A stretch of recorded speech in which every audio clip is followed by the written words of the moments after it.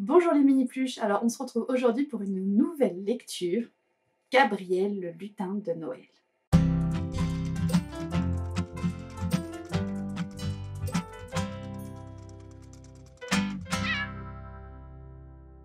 J'en profite avant de commencer la lecture pour faire un gros bisou à mon Gabi et à moi. J'espère te revoir bientôt et je te dédicace cette petite histoire.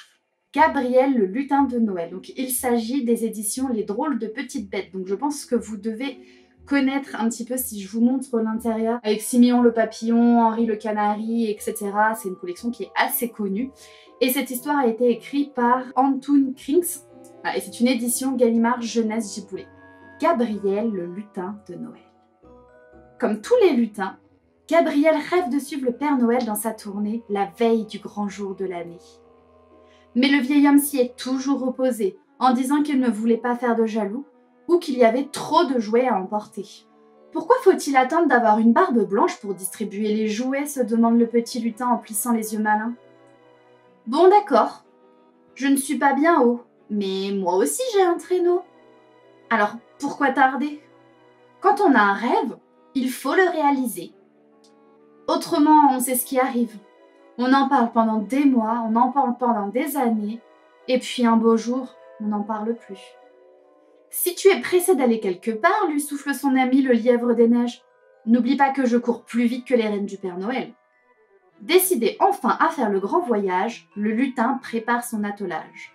Avec son harnais rouge parsemé de clochettes, le lièvre des neiges a fière allure.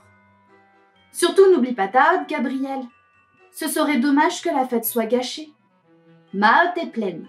La fête ne sera pas gâchée, lui répond le lutin en s'installant sur son siège. Allez, cours, cours! De joie, le lièvre secoue son collier et part à fond de train sur la piste enneigée. Le décollage est si rapide que Gabriel est projeté à l'arrière du traîneau. Il se cramponne du mieux qu'il peut, se blottit contre les jouets, laissant seulement dépasser sa petite tête pour voir les sapins défiler au-dessous de lui.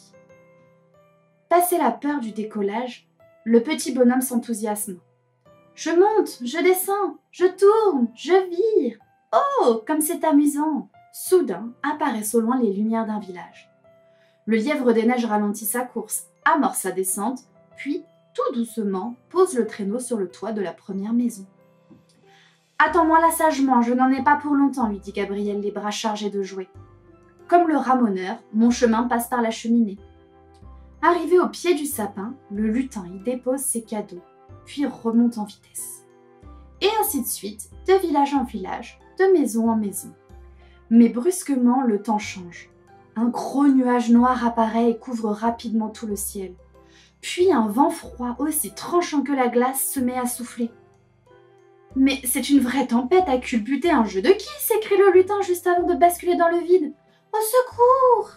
Heureusement, plus de peur que de mal. La neige a amorti la chute de Gabriel, qui se relève aussitôt pour remonter sur son traîneau.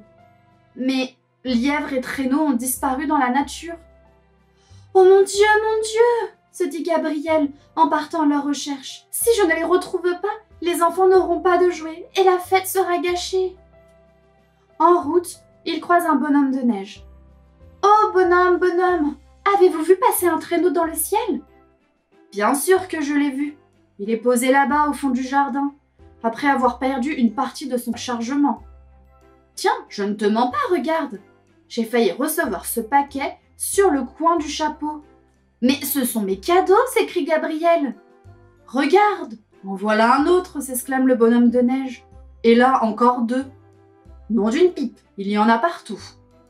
Le petit lutin virevolte en proie à une grande excitation. Il court de droite à gauche, ramasse un à un les cadeaux et file jusqu'au fond du jardin où l'attend sagement le lièvre des neiges. La tempête s'est calmée, dit le lutin. Nous pouvons reprendre la tournée. Je peux venir avec vous ? Demande le bonhomme de neige. J'ai toujours rêvé de voyager.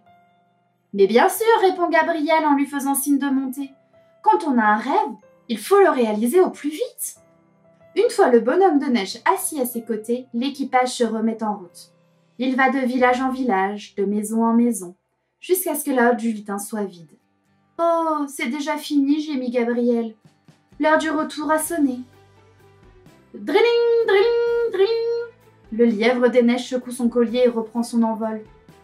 Dans le fond, je ne suis pas fâchée de rentrer à la maison, dit Gabriel en bâillant bruyamment. Il est tard et je tombe de sommeil.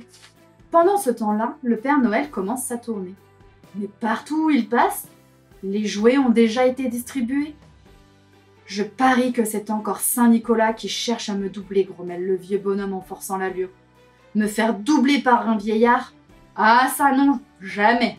J'espère que cette petite histoire de Gabriel le lutin de Noël vous a plu et vous permet de patienter encore un petit peu jusqu'au jour J et jusqu'au jour où Gabriel ou le Père Noël viendra vous déposer les cadeaux au pied du sapin. Moi je vous dis, n'oubliez pas que tout ce qui est fait avec amour est toujours mieux fait et on se voit la semaine prochaine.